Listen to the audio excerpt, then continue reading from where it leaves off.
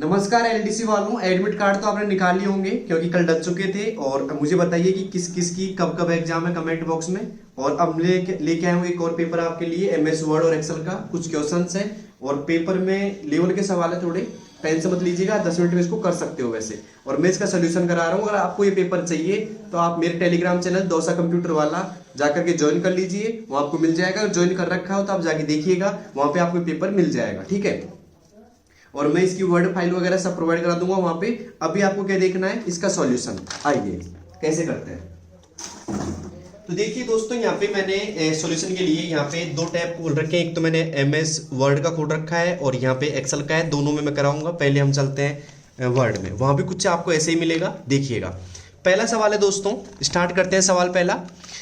जिस पैराग्राफ की tab position 1.5 set हो रही है उसे स्मॉल कैप्स इफेक्ट दीजिए।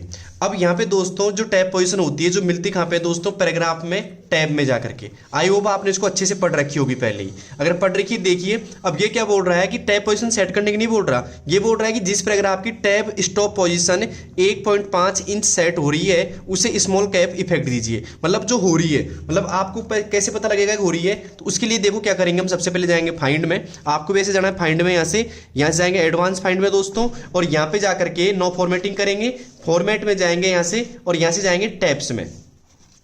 यहाँ पे आपको फाइंड करनी है, तो यहाँ पे बढ़ना है क्या, 1.5 जो दे रखा है सवाल में 1.5, और यहाँ पे इंच का चिन्ह आपको जरूर लगाना है।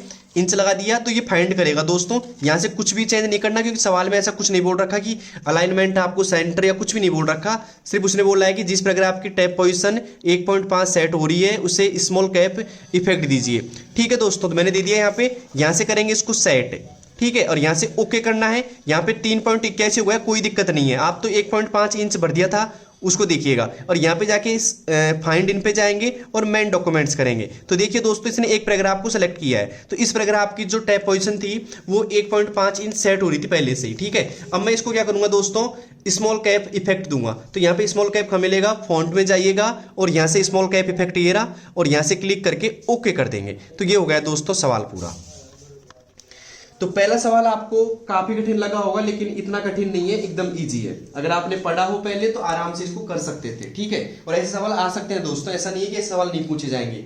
दूसरा सवाल है दोस्तों, दूसरे पैराग्राफ के पहले का स्पेस रिमूव कीजिए। इसको बोलेंगे रिमूव स्पेस बिफोर पैराग्राफ। अब कई लोग क्या करेंगे, इस सवाल को दूसरे पैराग्राफ को सिलेक्ट करेंगे और यहां से रिमूव करने की कोशिश करेंगे इस जगह पे जाकर के। लेकिन मैंने यहां से रिमूव नहीं हो सकता दोस्तों। उन्होंने ये नहीं बोला कि एकदम जीरो कीजिए, ऐसे कुछ नहीं बोला। उन्होंने बोला कि दूसरे पैराग्राफ के पहले का स्पेस रिमूव कीजिए, रिमूव स्पेस बिफोर पैराग्राफ कीजिए। तो उसके लिए क्या करेंगे दोस्तों, यहाँ पे पहले करेंगे दूसरे पैराग्राफ को सेलेक्ट, और यहाँ पे एक ऑप्शन आ रहा है दोस्तों जिसे बोलते हैं लाइन एंड पैराग्राफ स्पेसिंग। यहाँ पे क्लिक करेंगे और यहाँ से देखिए रिमूव स्पेस बिफोर पैराग्राफ पे क्लिक करेंगे। ये दोस्तों रिमूव स्पेस हो गया है।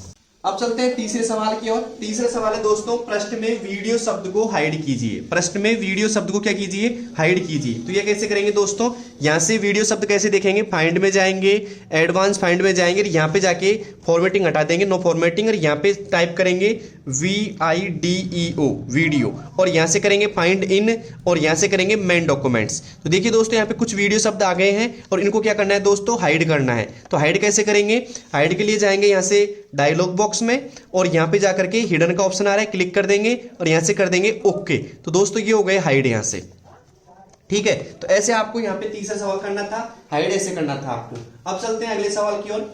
अगला सवाल है, पृष्ठ की साइज लेटर सेट कीजिए। पृष्ठ की जो साइज है दोस्तों वो लेटर सेट कैसे करनी है, हम जाएंगे यहाँ से पेज लेआउट में, और यहाँ पे जाकर के साइज में जाएंगे, और लेटर का ऑप्शन दोस्तों यहाँ पे दिख जाएगा आपको नीचे, पृष्ठ की साइज लेटर, यहाँ पे लेटर लेटर लेटर लीगल आ गई यहाँ पे, ये लेटर, ठीक है। तो यहाँ पे क्लिक कर देंगे, ये लेटर हो गई, ठीक है। आप भी देख लीजिएगा एक बार वापस से, यहाँ पे देखिए नीचे आ रहा है लेटर, ये रहा, लेटर कर दीजिए, ओके कर दो, ये लेटर हो गई। अब देखते हैं दोस्तों क्वेश्चन नंबर ई। यहाँ पे प्रश्न में शैडो बॉर्डर दीजिए एवं इसे apply to first page only कीजिए, ठीक है। प्रश्न में शैडो बॉर्डर दीजिए एवं इसे अप्लाई टू फर्स्ट पेज कीजिए। तो ये कैसे करेंगे दोस्तों, यहाँ पे हम जाएंगे सीधा यहाँ से डिजाइन में, और यहाँ से जाएंगे पेज बॉर्डर में, ठीक है। ये पेज बॉर्डर रहा, और यहाँ से शैडो पे क्लिक करेंगे, apply to first page only करेंगे यहाँ पे जाकर के, यहाँ से, ठीक है। और यहाँ से मैं ओके कर देता हूँ। हालांकि पहले लगा दिया था मैंने इसको, वापिस देखिए मैं हटा देता हूँ एक बार, आपको यहाँ पे दिक्कत नहीं आएगी, जिससे मैं जाऊँगा यहाँ से पेज बॉर्डर में और यहाँ से जाऊँगा दोस्तों मैं शैडो पे क्लिक करूँगा और यहाँ से जा करके अप्लाई टू फर्स्ट पेज यहाँ से हो जाएगा दोस्तों, this section first page only. ठीक है, यहाँ पे क्लिक कर देंगे और ओके कर देंगे, ये बॉर्डर लग गया है दोस्तों। ठीक है, तो यहाँ तक की क्लास आपको समझ में आई तो लाइक शेयर और सब्सक्राइब जरूर कर दीजिएगा चैनल को और कमेंट करके बताओ कैसी लगी क्लास। अब चलते हैं अगले सवाल की ओर। अगला सवाल है दी गई सारणी की सभी पंक्तियां यानी कि रोज की हाइट कम से कम 0.6 इंच कीजिए। मतलब दी गई सारणी की सभी पंक्तियों की रो की हाइट कम से कम। अब दोस्तों कम से कम का मतलब क्या होता है, देखिए यहाँ पे मैंने इसको कर दिया सेलेक्ट क्योंकि सभी की बात कर रहा है कि मैं जाऊंगा यहाँ से लेआउट में। ठीक है, अब यहाँ से नहीं करना दोस्तों, आपको क्या करना है, यहाँ से जाना है अंदर इसमें और यहाँ पे जाना है रो पे और यहाँ से देखिए स्पेसिफाई पे क्लिक करना है यहाँ से। अब कम से कम बोल रहा है तो मतलब यहाँ से करेंगे एटलीस्ट। ठीक है, और यहाँ से कर देंगे हम 0.6 इंच का चिन्ह लगाना जरूरी है यहाँ पे, तो CM को हटा दूंगा मैं और इसकी जगह लगा दूंगा इंच। ठीक है, और यहाँ से मैं इसको ओके कर देता हूं, तो ये दोस्तों हो गया 0.6 इंच। ठीक है, अब चलते हैं अगले सवाल की ओर। अगला सवाल है दी गई सारणी को फिक्स कॉलम वृत्त कीजिए। तो क्या करेंगे दोस्तों, सिलेक्ट करेंगे सारणी को, पहले तो हम जाएंगे फिक्स कॉलम वृत्त पे, यहाँ पे क्लिक करेंगे और यहाँ से कर देंगे फिक्स कॉलम वृत्त। ठीक है, तो ये फिक्स कॉलम वृत्त हो जाएगा दोस्तों। ठीक है, और फिक्स कॉलम वृत्त का मतलब क्या होता है कमेंट बॉक्स में बताइए अगर आपको आता है तो। अब चलते हैं अगले सवाल की ओर। अगला सवाल है दी गई सारणी की सभी सेल्स के बीच 0.11 इंच की स्पेसिंग दीजिए। तो ये क्या करेंगे दोस्तों, हम जाएंगे सेल मार्जिन में और यहां से जाएंगे अलाउ स्पेसिंग में और यहां से हम क्या करेंगे, ये 0.11 हो जाएगा। 0.11 है, क्या है 0.11 ही है, तो मैं यहां से हाथ से भर दूंगा 0.11 एक मिनट सॉरी 0.11 इंच और लगा देंगे साथ में और यहां से कर देते हैं ओके। तो ये दोस्तों यहां से देखिए सारी सेल अलग अलग आपको दिखाई देंगी, तो ये बिटवीन सेल स्पेसिंग हो जाता है एक तरीके से। तो ये थे कुछ MS वर्ड के सवाल जो मैंने कर दिए। आपको लग रहा होगा कि लेवल के हैं तो लेवल के मान लीजिए, कोई बात नहीं, लेकिन आपको ऐसे करना जरूर है। ठीक है, और कैसे लगी आज के मतलब MS वर्ड के क्वेश्चंस कमेंट बॉक्स में बताइएगा। अब चलते हैं एक्सेल की ओर। ठीक है, एक्सेल के भी कुछ सवाल है, तो एक्सेल के लिए मैं एक्सेल का टाइप खोल लेता हूं। यहाँ से एक्सेल की फाइल आ गई यहाँ पे। अब देखिए पहला सवाल क्या है एक्सेल का, A1 से C1 तक, मतलब एक रेंज दे रखी है आपको, A1 से C1 तक के डाटा का फॉन्ट 18 सेट कीजिए। तो देखिए दोस्तों A1 से C1 ये रहा, इसका फॉन्ट 18, यहाँ पे जाएंगे और यहाँ से 18 कर देंगे। बहुत इजी सवाल है। अब चलते हैं अगले सवाल की ओर। B1 से C4 तक के डाटा को मिडिल अलाइन कीजिए। अब यहाँ से B1 का है दोस्तों, B1 ये रहा, B1 से बोल रहा है C4, तो ये C4 रहा। इसको क्या करना है दोस्तों, मिडिल अलाइन करना है। तो देखो ये होता है बॉटम और ये होता है मिडिल अलाइन, देखा होगा आपने, यहाँ पे क्लिक कर दीजिएगा ओके, ये मिडिल अलाइन हो गया। यहाँ पे प्रभाव पड़ता है नहीं पड़ता उससे कोई फर्क नहीं है, लेकिन आपने यहाँ पे क्लिक कर दिया, इसे बोलते हैं मिडिल अलाइन। ठीक है, अब चलते हैं अगले सवाल की ओर। अगला सवाल है दोस्तों क्वांटिटी कॉलम में केजी मात्रक सेट कीजिए और इसका जो प्रभाव है मतलब B2 से B5 तक करना है आपको। क्वांटिटी या QTY कॉलम में केजी मात्रक सेट कीजिए और B2 से B5 तक इसका मतलब सेट करना है आपको। तो यहाँ से B2 कहाँ है दोस्तों, ये रहा, और B5 कहाँ है, ये रहा। इसमें आपको केजी मात्रक लगाना है।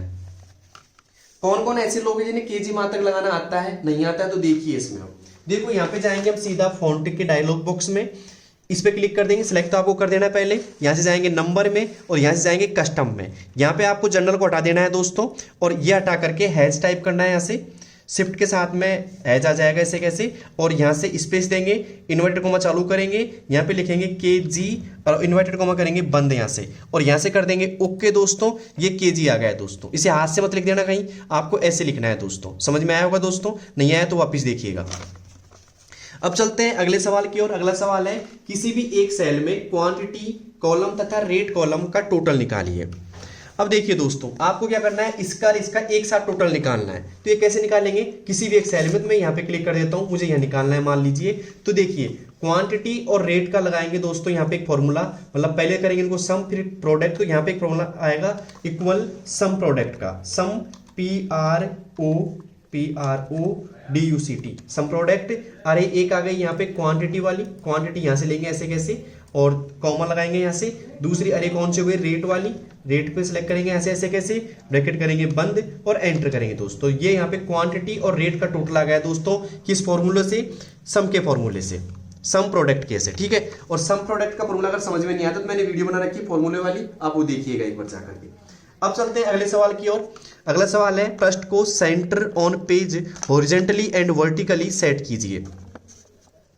पृष्ठ को centre on page horizontally and vertically set कैसे करना है दोस्तों? हम जाएंगे सीधा पेज लेआउट में, यहां से जाएंगे हम मार्जिन में, यहां से कस्टम मार्जिन में जाएंगे दोस्तों। तो ये आ गया दोस्तों centre on page horizontally and vertically. यहां पे क्लिक करेंगे और यहां पे दोनों पूछ रहा है, दोनों पे क्लिक कर देंगे और यहां से ओके कर देंगे दोस्तों। तो यहां पे प्रभाव नहीं दिखेगा, लेकिन ये हो चुका है सवाल। ठीक है, यहां तक के सवाल में अगर आपको कोई दिक्कत आती है तो आप कमेंट बॉक्स में बताइएगा। कितना अच्छी क्लास लग रही है वो भी आप कमेंट में बताइएगा। ठीक है दोस्तों, अब चलते हैं लास्ट सवाल की और अंतिम सवाल है, दी गई टेबल की टॉप 2 रो को फ्रीज यानी कि स्थिर कीजिए। दी गई टेबल की टॉप 2 रो को फ्रीज या स्थिर कीजिए। तो कैसे करेंगे दोस्तों?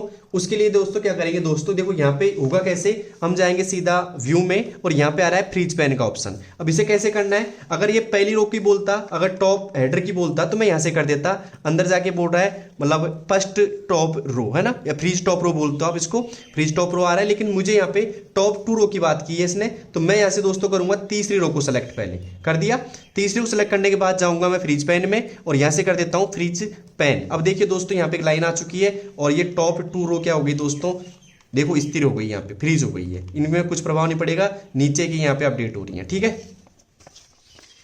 तो यहां तक की क्लास आपको समझ में आई होगी दोस्तों। ये कुछ सवाल थे, ज्यादा टाइट नहीं थे, एकदम इजी थे। और किस किस को ये सवाल समझ में आ चुके हैं कमेंट बॉक्स में बताइएगा।